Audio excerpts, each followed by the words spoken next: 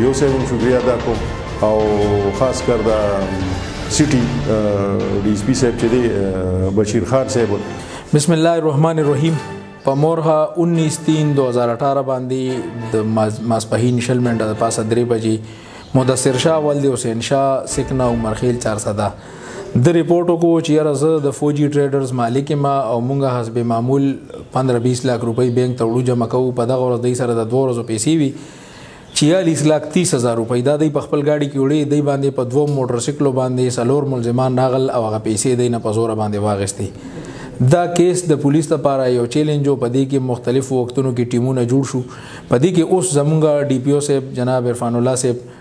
د ایس پی صاحب انویسټیګیشن نذیر خان په نگرانی کې په ما په ایس ایچ او صاحب په سی ای او صاحب او په سلیم خان باندې جهانگیر خان باندې مشتمل یو ټیم جوړ کو. په دې کې مونږه مختلفو زاویو باندې تفتیش وکړو. په دې کې مونږه یو ملزم بخمنیر گرفتار کو او هغه د دوران کسټډي هغه چې کوم دی د خپل جرم اعتراف هم کړی دی. هغه سره چې په دې وقوعه کې د هغه کم نور مرګري شامل دي د هغې او ممراته شناخت کړی دی او د هغې د گرفتارۍ دپاره ټیمونه جوړ شوي دي. ان شاء الله ډیر زر باغم گرفتار شي. په دې کې مونږه د چې کوم ایسه ملو او هغه کې دنه مونږه 2 लाख روپۍ ریکور کړي دي او ان شاء الله دا نور به ریکور کیږي. دې کې چې کوم نور ملزمان دي درې چې کم پاتې ان شاء الله هغه هم ډیر زر تر قانون په گرفت کیوي. بسم الله الرحمن الرحیم. دا 19/3 باندې زما د زوین او دروارنه 46,30,000 روپۍ په د غنی خان روډ باندې اغشته شوی وي. هغه سره تبرونه و تماچم وسره و سلور کسانو دته تقریبا 3 بجې دا وقوع شوی و. دته غشته په هغې کې هغه سات پولیس خو منډې تړلو والي خو چې هغوی سره موټر سایکل مونږ هم پسې منډې تړلو والي خو هغه سړي ونه شو. بیا چونکې مونږ سره کسان هم ښه ډېر کار کوي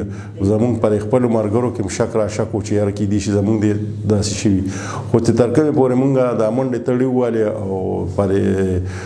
ټول ملګري مو وکتل خپل ځان نو په هغې کې زمونږ داسې څو غل پیدا نه شو. کله چې دا زمونږ نوی ډي اس پي صاحب راغلی دی مونږ ورسره کېناستو او دته حقیقت خبره ټوله کېښوه او هغوی په یو طریقه باندې دا کار شروع کړو. په هره طریقه چې دی خو هغوی په هره زاویه باندې وګرځېدل. نو دې کې 4 کسان پیدا شو چې هغه 4 کسانو کې یو کس دوی نیولی دی بخمنیر نامې ده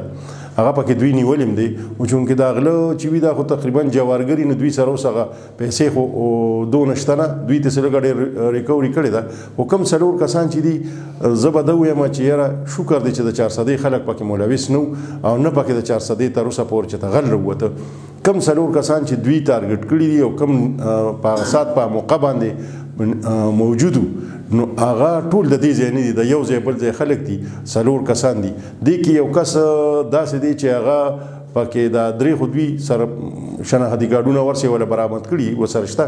خو اوس هغه سړي په دې ځای شته نه خپل ځای نه بدلی را بدلی نو په هغې کې تکلیف دا یو کس پکې نیولی شوی دی نو ده دا ویلي چې یو زما پکې 2 لکه روپۍ حصه رسېدلې ده او هغه د 2 لکه روپۍ اخیستې دي خو ده سره خو څنګه ما تاسو ته ووایي چې دا غله خو جوارګر زیات نو هغې هغه پیسې میسې چې دي هغوی لګولي دي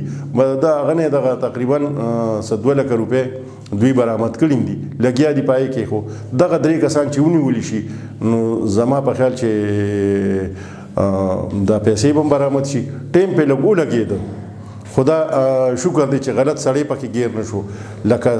رپورټ په غلط سړي باندې رانغی او کم چې اوریجنل غلو هم هغه کسان گیر شوي دي خو په دوی سره گیر نه دي پته ولګېده چې دا سړی دی. نو په هغې کې یو تاسو ته څنګه مه ووایه نیولي شوي دي. زه په دې کې د ډي پي او صاحب هم شکریه ادا کوم او خاص کر د سټي ډي اس پي صاحب چې دی بشیر خان صاحب د هغه ولې چې هغه پکې خدای پاک دې دومره پوهه هر چا پولیس افسر له ورکړي لکه څومره چې د هغه پوهه ده او هغه دې کې چا پسې منډه نه ده والي چې یاره هغه پسې د ټوپک راغېستې او منډه یې والي ده بلکې هغه په ټکنیکل طریقو سره هغه له خدای پاک دومره دغه ورکړی دی چې پوهه ورکړې ده چې هغه په ټکنیکل طریقو سره دا 4 وړه کسان چې دي هغه راوویستل او هغه پته ولګېده چې دوی په دغه ټیم باندې د دې نه مخکې هم چېرته نه راغلي او نه وروسته راغلي په دغه ټیم باندې دا 4 کسان چې په دغه ځای کې حاضر او راغلي او د هغې نه بیا وروسته هم دوی نه راغلي. نو زه امید لرم چې ډي اس پي صاحب به دا نور کم څلور کسان چې دي دا به ونیولی شي او زمونږ دا قوه